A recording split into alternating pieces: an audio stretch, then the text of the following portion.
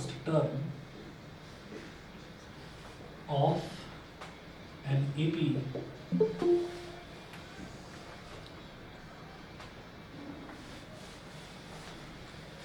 the first and last term of an AP are A and L, and sum of the AP is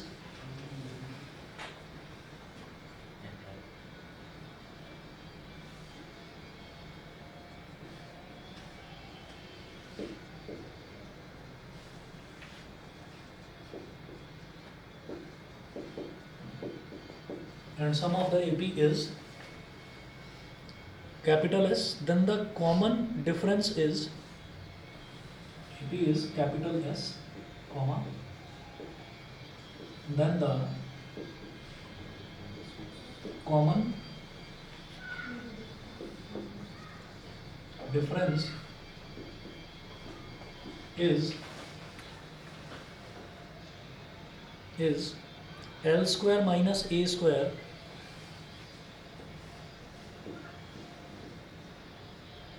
is L square minus A square upon K minus L plus A. K minus L plus A, comma, here K is equal to, here K, small k, is equal to, अब options दे रखे हैं, option number A capital S, B है 2s,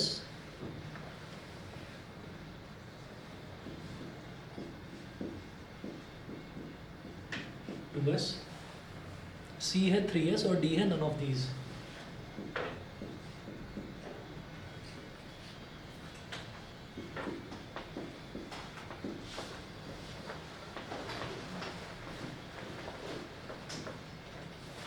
none of these. ठीक है, चलिए जी question दोबारा देख लीजिए कि the first and last term of an AP are small a and small l and sum of the AP is capital S, then the common difference is L square minus A square is. ठीक है, देखिएगा अब यहाँ पर जो है ना question में सिर्फ ये दे रखा है कि and the sum of the AP is capital S. Sum of the AP is capital S का मतलब क्या है कि जब हम किसी एपी के सम की बात करते हैं तो हमारे पास ये होना चाहिए ना सम ऑफ n टर्म्स, ये तो होना चाहिए ना. वो तो इन्होंने नहीं बताया कि सम ऑफ n टर्म्स है, सम ऑफ 5 टर्म्स है, सम ऑफ 7 टर्म्स है, वो तो नहीं बताया. इन्होंने ये दे रखा है the first and last term of an AP are A and L. ठीक है, तो लास्ट टर्म मेरे को एल दे रखी है. जब भी कभी मेरे पास लास्ट टर्म होती है तो उसी को मैं nth टर्म मान के और सॉल्व करता हूँ. तो जो मेरे को लास्ट टर्म दे रखी है वो एल दे रखी है, उसकी हेल्प से मैं n की वैल्यू निकाल लूँगा. ठीक है, तो देखिएगा यहाँ पर, और ये पूछ रहे हैं कि कॉमन डिफरेंस इसका ये होगा L स्क्वायर माइनस ए, ये दे रखा है कॉमन डिफरेंस. तो देखिए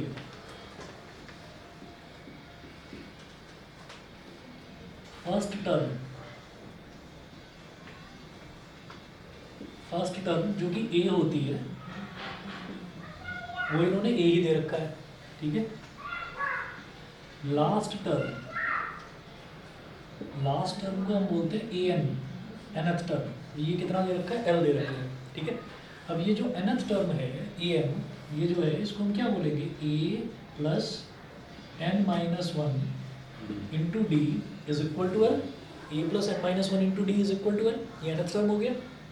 अच्छा, अब फर्स्ट टर्म जो a है वो तो a ही दे रखी है. ठीक है, लास्ट टर्म जो जिसको मैं nth टर्म बोल रहा हूँ वो L है, तो उसकी जगह मैंने L लिख दिया. लेकिन जो कॉमन डिफरेंस है वो ये दे रखा है. ठीक है, तो कॉमन डिफरेंस की जगह मैं ये डाल दूंगा, ये वाली वैल्यू डाल दूंगा. ठीक है,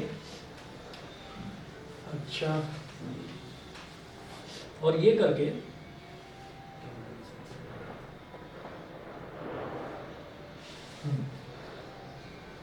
a plus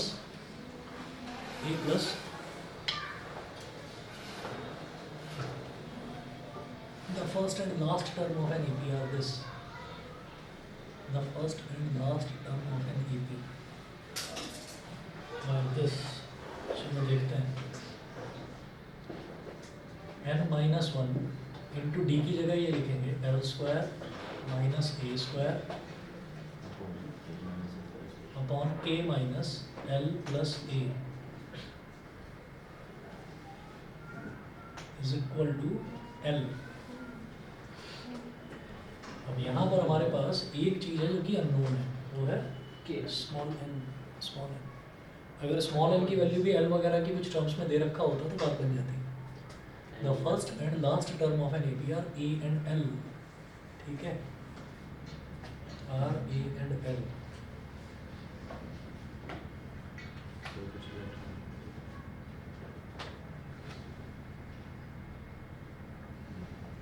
and sum of the AP is capital S. अच्छा, sum of the AP capital S दे रखा है, ठीक है। चलिए सम ऑफ द एपी की हेल्प से हम कुछ इसको करेंगे सॉल्व। हमारे पास फिलहाल जो है हमने डी की वैल्यू ये डाल दी यहाँ पर। अब क्या करेंगे देखिएगा आगे की कहानी। ए प्लस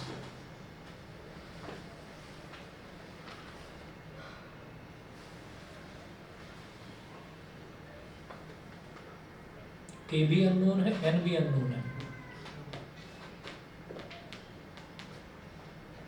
डी की वैल्यू या तो यहाँ से निकालने एक काम करते हैं, जैसे मैंने ये वैल्यू डाली ना,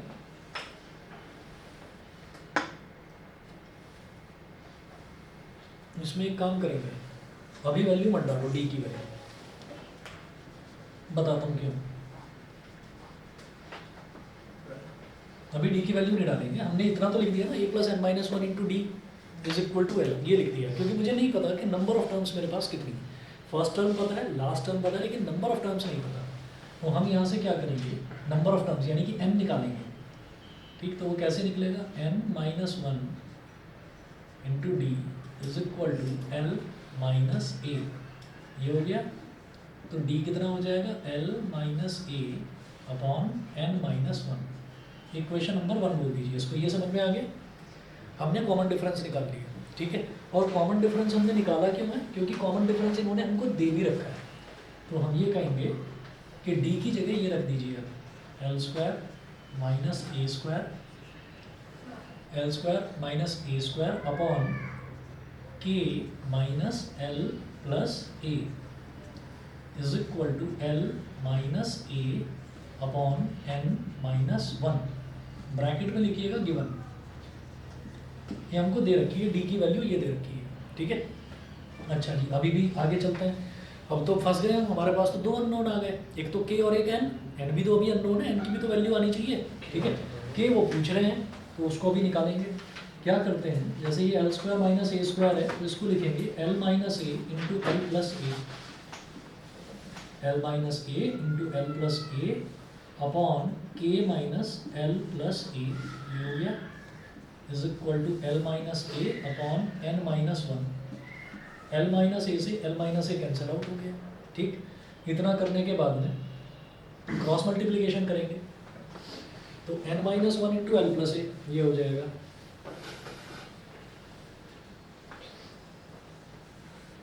N minus one into L plus a,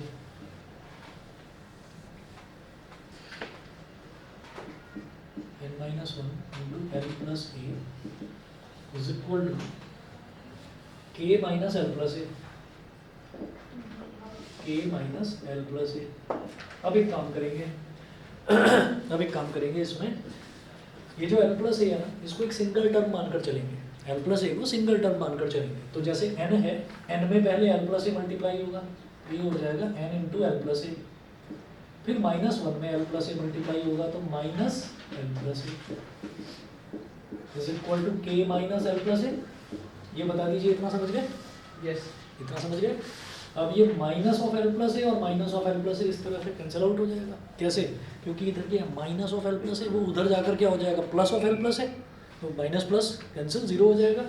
तो मेरे पास के में और एन में रिलेशन आ गया, ठीक है।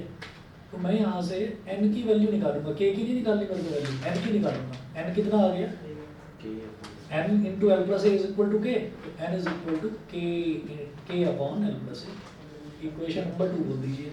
यहाँ तक बता दीजिए, यहाँ तक समझे कि नहीं? यहाँ तक क्लियर है? ऑनलाइन वाले बच्चे बताएं, सूर्यांश समझ में आ गया यहाँ तक? Yes sir. ठीक है ठीक है जी। अब आगे चलते हैं। अब आगे क्या करना है कि अभी एक कंडीशन है जो हमको दे रखी है, वो क्या है? इन्होंने बोला है कि sum of the AP is S. तो जब एपी के सम की बात हो रही है तो जितने टर्म्स होंगे उन सभी टर्म्स का सम, ठीक है। तो हम ये कहेंगे sum of n terms is equal to S, ये दे रखा है। तो सम ऑफ एन टर्म्स का फॉर्मूला एन अपॉन टू और ब्रैकेट में 2a plus n minus one into d, या मत लिखो ये वाला, हम तो वो वाला लिखेंगे n by two into A plus N, वो वाला लिखते हैं क्योंकि फर्स्ट टर्म भी a दे रखी है और लास्ट टर्म l दे रखी है। n by two into A plus L, ये हो गया, इज इक्वल टू एस। अब यहाँ पर n बाई टू को मैं क्या लिख सकता हूँ? ऐसे लिख सकता हूँ 1/2 multiplied by n into A plus L. ये बोलो भाई, ये बताइए ये समझ में आता है कि नहीं? Yes sir. 1/2 into N, n by two को ऐसे लिखा जा सकता है, ठीक है। अब 1/2 एज इट इज लिखा रहने देंगे और n की वैल्यू मैं निकाल चुका हूँ, तो लिखेंगे k into L plus k upon L plus a. और ये क्या है? ये a प्लस एल है, a प्लस एल और एल प्लस ए तो एक ही बात है। एल प्लस ए से एल प्लस ए कट गया, इधर सिर्फ एस बचा, डिनोमिनेटर में 2 है, इधर जाकर तो k is equal to 2s। ये k की वैल्यू हमसे पूछी जा रही थी, तो ऑप्शन बी इसका सही आंसर है, k is equal to 2s। बताइए क्लियर है? सभी को क्लियर है? शशांक, वैभव, सूर्यांश, राधिका, आहान? Yes sir. ठीक है ठीक है। हाँ जी, और किसने भेजा था डाउट बताइए? अब वो तो तुम्हारा तो वीडियो भेजूंगा मैं, आधे घंटे में हुआ था वो क्वेश्चन। सर ग्रुप में भेज दो। ग्रुप में मैंने भेज भी रखा है वो।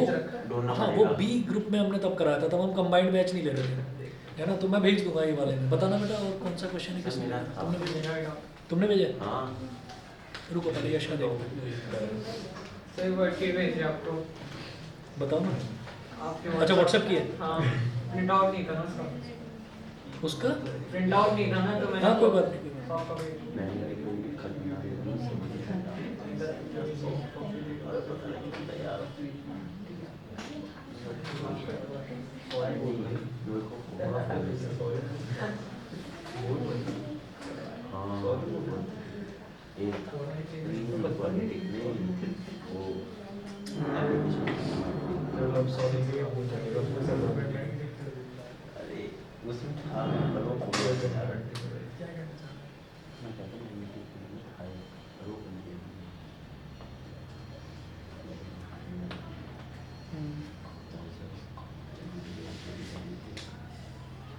एक तो 2 पीडीएफ आए हैं, एक तो 3 पेज का, एक 1 पेज का, एक प्रैक्टिस शीट है, पॉलिनोमियल सारा होगा। एक तो क्वाड्रेटिक इक्वेशन है, ये नहीं है। नहीं ये नहीं है, दूसरा वाला होगा फिर। हाँ, पॉलिनोमियल। इसमें कौन सा क्वेश्चन? सर क्वेश्चन नंबर 2 14 16 18 सही है। 21 भी है और फिर अगले वाले में 3 है। अरे बात 21 कोई बात नहीं। वो तो सेक्शन बी में सारी कह रहा है। देखिए जी, क्वेश्चन नंबर 2 है, इसमें एक शीट है, वर्कशीट है, और क्वेश्चन थोड़ा सा बड़ा है तो मैं क्वेश्चन लिख रहा हूँ, आप लोग नोट कर लीजिएगा। हाँ, ऑब्जेक्टिव होगा? नहीं ऑब्जेक्टिव नहीं है, सब्जेक्टिव है। सारे सब्जेक्ट है। अच्छा हाँ, आप सभी लोगों को एक इम्पोर्टेंट बात बतानी थी। 12th फेल फिल्म देखिए? हाँ जी सर, देख ली सर। देख ली? ऐसे स्टूडेंट की कौन सी? देखिए कि नहीं देखिए? भाई सभी के लिए जरूरी है वो देखिए। हाँ सर, सभी के लिए जरूरी है, देख लें। देखिए मैं 2 घंटे वेस्ट करके देख लिया। हाँ, 2 घंटे वेस्ट लगा तुमको? सर देखो, फिर मूवी देखने में सर आपने देख ली? मैंने देख ली, मैंने देख ली, इसलिए मैं बता रहा हूँ। वो अवेलेबल है उस पर, हाँ। Disney Hotstar. फ्री में? वो स्टूडेंट्स के लिए मैं इसीलिए आपको बोल रहा हूँ, मतलब जो ये टाइम है ना आपका, ये पढ़ने वाला टाइम है, और मैं आपको फिल्म देखने के लिए बोल रहा हूँ, तो वो मैं इसलिए बोल रहा हूँ कि वो आप देखोगे तो पता चलेगा कि हाँ पढ़ाई की, मतलब ऐसी फिल्में मैं चाहता हूँ कि ऐसी फिल्में बननी चाहिए, लेकिन ऐसी फिल्में नहीं बनती। फिल्में बनती है प्यार मोहब्बत या फिर नाम से चल रहे, प्यार मोहब्बत ही था थोड़ा, है ना। बहुत नाम के लिए था, बहुत नाम के लिए था, लेकिन मतलब एक्सट्रीम लेवल का मोटिवेशन है। सर मोटिवेशन ही प्यार मोहब्बत से था वैसे मूवी में। ऐसे आपको लगता बात है? होता ही है कि सर ऐसे लास्ट हाँ। लास्ट वाले पार्ट में लास्ट वाले पार्ट में भाई वो सपोर्टिव के लिए था भाई। वो ऐसा नहीं था, वो उसको मतलब- दिखाई दे रहा था ना, फैमिली हाँ फैमिली दिखाई दे रहा उसका था। मोटिवेशन जिम्मेदारी था, उसने बोला बस। भी था कि मैं बाद में बात करूंगा तुमसे जब मेरा 3 मिनट्स निकल जाएगा। IPS वो आप देखिएगा, मैं बता रहा हूँ। खैर चलिए छोड़िए। IPS में ना थोड़ी ना मतलब ये उल्टी सीधी फिल्मों से फार अरे बहुत बेटर, अच्छा। Far better. भाई ऐसा है कि अभी आपके पास जो ये है लगभग 1.5 महीने का टाइम, इस 1.5 महीने में ऐसा थोड़ी है कि हर वक्त पढ़ते ही रहोगे, हाँ कुछ है ना? तो जब कभी मन करे कि नहीं भाई कुछ एंटरटेनमेंट की जरूरत है तो बिग बॉस देखने से तो अच्छा है, हाँ, इसलिए देखूंगा। बिग बॉस में लोग टाइम खराब करते हैं ना, इसलिए क्या ईशान देखता है बिग बॉस ये आपकी वर्कशीट का क्वेश्चन नंबर 2 है। Yes, sir. ठीक है, लिखिएगा a part of monthly hostel charge.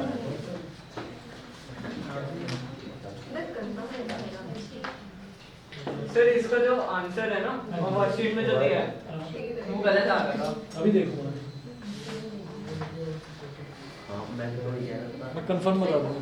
A part of monthly hostel charge is fixed and the remaining depends on is fixed. जरा बता is fixed and remaining depends on the number of days. Remaining depends on the number of days.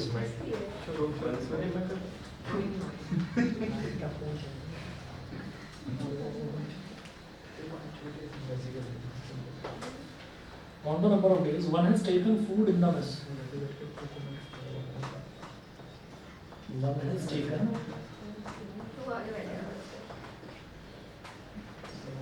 food in the mess. Full stop. When Swati takes food for 20 days,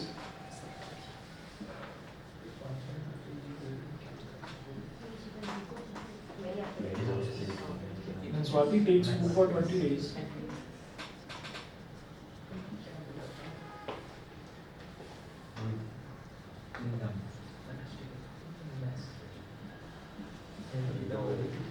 mess जानते हैं क्या होता है? Yes sir खराब hostel में जो canteen हाँ जी, हाँ जी। कैंटीन का क्या When Swati takes food for 20 days, she has to pay rupees 1300 as hostel charges.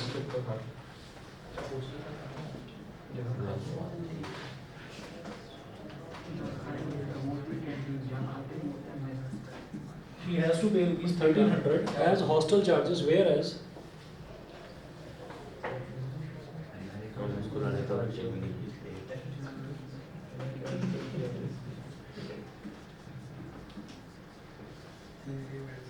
has hostel charges, whereas Mansi, who takes food for 25 days,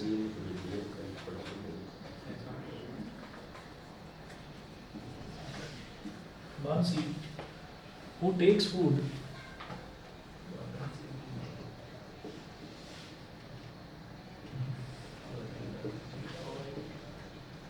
for 25 days, 25 days, pays rupees 3,500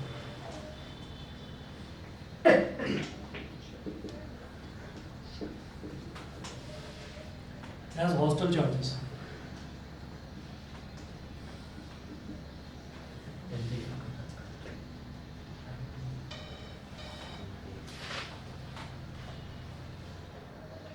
As hostel charges. Full stop. Find the fixed charges and the cost of food per day.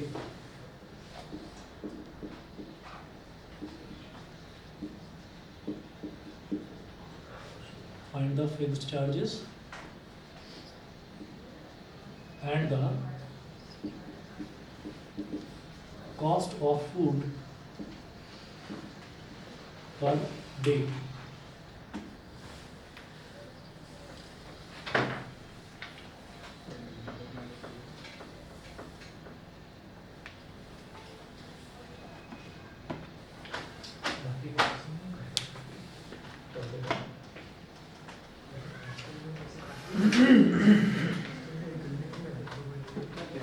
हाँ जी देखिए, a part of monthly hostel charges fixed, मतलब hostel के जो charges हैं उनमें से एक part, एक हिस्सा जो है वो तो फिक्स्ड है, and the remaining depends on the number of days one has taken food in the mess. बाकी के जो चार्जेस हैं वो इस चीज़ पर डिपेंड करता है कि किसने कितने दिन तक खाना खाया है मेस में, ठीक है, तो वो उसके चार्जेस हैं।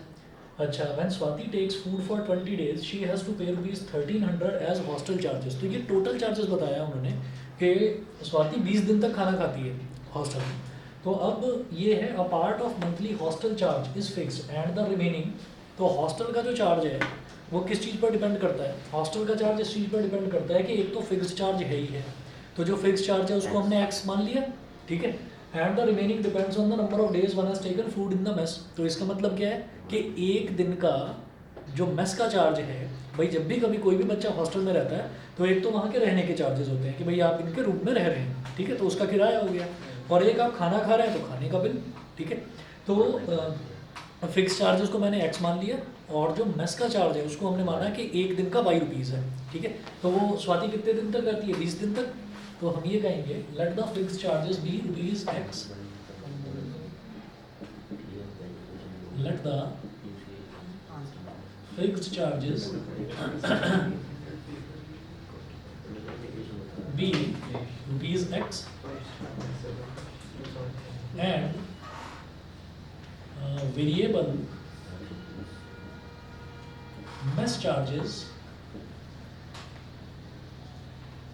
be ₹y।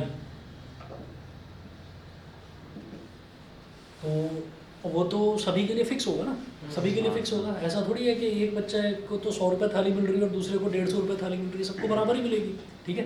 तो हम ये कहेंगे कमरे का भी सबका रेट फिक्स होगा, सेम होगा। तो हमने कहा कि स्वाति को कितना खर्चा देना पड़ रहा है, 1300 रुपये देना पड़ रहा है एज हॉस्टल चार्जेस। तो एक तो उसने फिक्स चार्जेस दिया होगा रूम का, दूसरा 20 दिन का उसने खाना खाया, तो एक दिन के खाने का चार्ज ₹22 है, तो 20 दिन का कितना हो गया 25, तो ये टोटल मिलकर कितना हो गया 1300 रुपये हो गया, समझ गए। फिर बात करते हैं मानसी की, तो मानसी को कितना पे करना पड़ा, Mansi who takes food for 25 days pays ₹3500 as hostel charges, तो उसने 25 दिन तक फूड दिया है, तो फिक्स चार्जेस तो उसको देना ही देना है ना, और बाकी 25 दिन का खाने का चार्जेस 25/, तो टोटल कितना बैठ रहा है उसका 3500, ठीक है। तो अब क्या करेंगे, तो ये पॉलिनोमियल का क्वेश्चन नहीं है, पॉलिनोमियल की वर्कशीट में दे रखा है, So, misprinting कोई बात नहीं, चलिए तो पेयर ऑफ लीनियर इक्वेशन का सर पूरी varsity pair of linear equation. अच्छा ठीक है, तो ये इक्वेशन Heading में लिखते हैं। अब आप ये समझिए कि आप इसको सब्ट्रैक्ट कर सकते हैं आसानी से, ये x है, x और x मतलब सब्ट्रैक्ट करेंगे तो सीधा सीधा कट जाएगा, नीचे वाले का साइन माइनस माइनस माइनस, ये चेंज 20 - 25 इज -5, -5 1300 - 3500 कितना होगा 2200 है ना, तो माइनस So y तो 450 आ जाएगा, but x में नेगेटिव आएगा। देख लें 440 5 और 5 4 हो गए 22 - 20 is again 2 20 5 4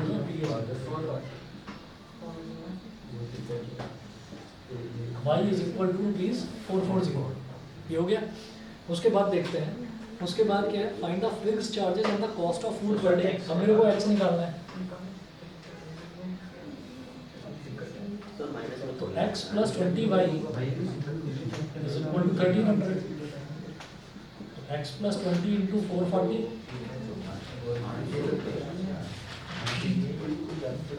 1300, x is equal to 1300 minus 2 तो 0 आ जाएंगे, है ना, हाँ तो गलत आ रहा है, वही तो सर x नेगेटिव गलत गलत क्वेश्चन ज़्यादा बड़ी वैल्यू नहीं, डेटा गलत है, क्योंकि फिक्स चार्जेस जो है नेगेटिव भी नहीं आ सकते। नेगेटिव का मतलब तो ये है कि आप रूम में भी रहो और आप पैसा भी लो हमसे, कि प्रभु आप यहाँ पर रह रहे हैं, आप हमसे पैसा भी लीजिए, ठीक है, तो ये तो वैसा हो जाएगा, तो नेगेटिव आ रहा है, नेगेटिव तो फिर क्वेश्चन नहीं करिए, 25 में भी ज़्यादा हो गया। डेटा ठीक नहीं है इसका। 14 ठीक है, और कौन सा बोल रहे हो 14 चार नेगेटिव हटा देना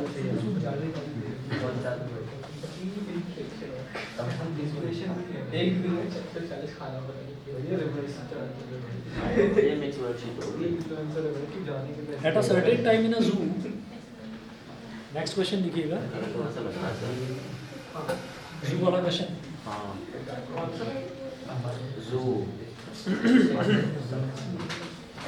अच्छा वो हेड वाला क्या होता है भाई? गांधी जी का चित्र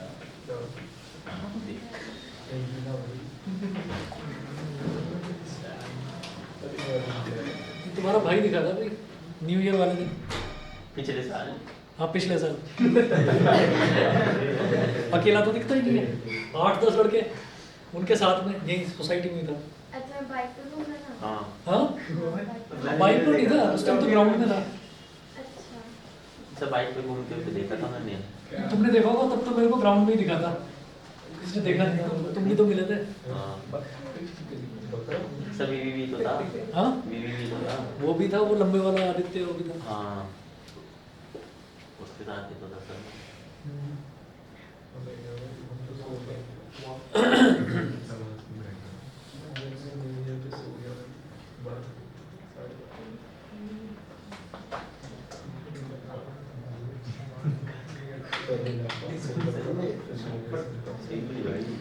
फोर्टीन देखिएगा। At a certain time in a zoo, the number of heads and the number of legs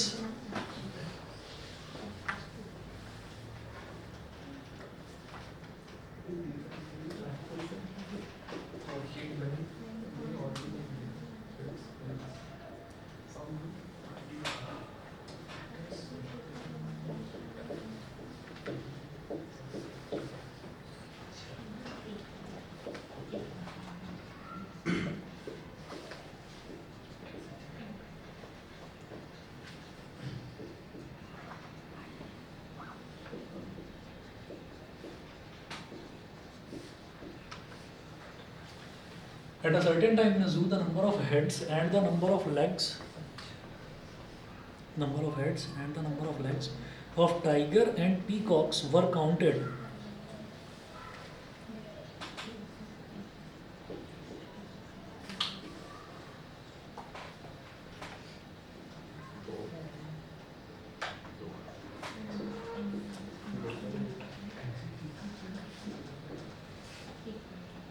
And peacocks are counted,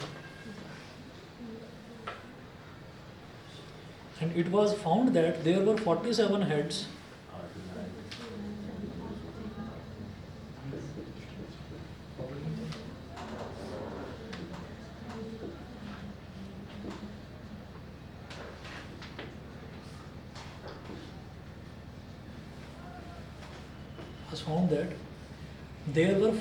heads and 152 legs.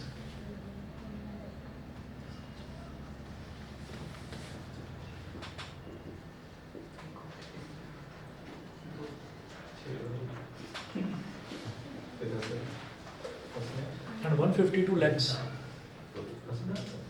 Full stop. Find the number of tigers and peacocks in the zoo.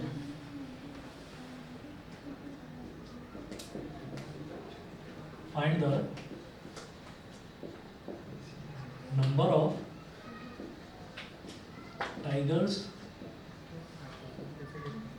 and peacocks in the zoo. ठीक है, अब peacock के तो 2 leg होते हैं, ठीक है, और टाइगर के 4 होते हैं, तो उस हिसाब से जरा कैलकुलेट करेंगे। हेड तो सबका एक ही है, ठीक है, तो एट अ सर्टेन हेड तो एक ही होता है ना, रावण के अलावा, रावण के 10 सर थे।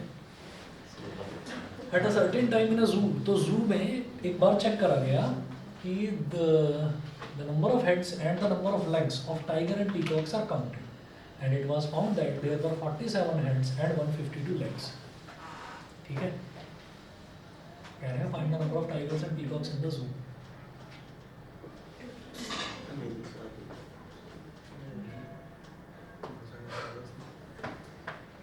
तो जो पूछा जा रहा है उसी को एक्स और वाई मानेंगे। उन्होंने क्या कहा है कि आपको टाइगर और पीकॉक्स की क्वांटिटी बतानी है, कितने कितने हैं।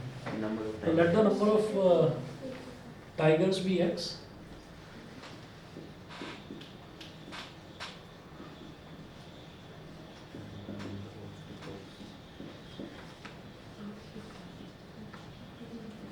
and the number of peacocks be y. तो नंबर ऑफ टाइगर्स तो x हो गए और पीकॉक्स हो गए y। तो अब वो कह रहे हैं कि देयर वर 47 हेड्स, तो जितने टाइगर उतने ही हेड, जितने पीकॉक उतने ही हेड, तो नंबर ऑफ हेड्स कितने बताए 47। तो x plus Y is equal to 47, this is equation number 1। ठीक है, उसके बाद अब वो कह रहे हैं कि number of leg number of legs 152। ठीक है, तो टाइगर्स x हैं तो लेग्स कितने होंगे 4x।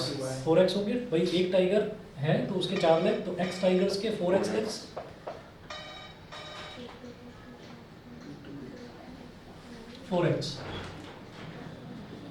ठीक है, तो ये तो टाइगर्स के लेग्स हो गए।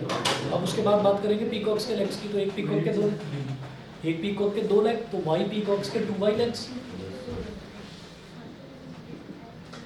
Is equal to 152।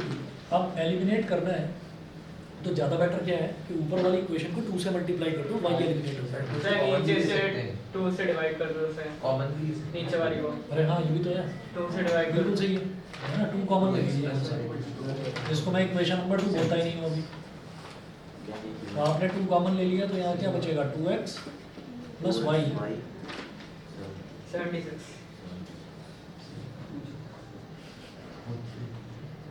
76, तो ये हो गया 2x plus Y is equal to 76। ये हो गई इक्वेशन नंबर 2। बताइए जी, यहाँ तक क्लियर? ठीक है, अब क्या करेंगे, हमें सब्ट्रैक्ट इक्वेशन 1 फ्रॉम 2। इक्वेशन 1 को 2 में से सब्ट्रैक्ट करोगे तो 2x plus Y is equal to 76 और x plus Y is equal to 47 minus minus minus. y से तो y कैंसिल आउट हो गया, 2x minus x is x और 76 माइनस 47 इज 29। 29 ये तो 29 हो गए। और पीकॉक्स कितने हो जाएंगे, x plus Y is equal to 47 था। 18।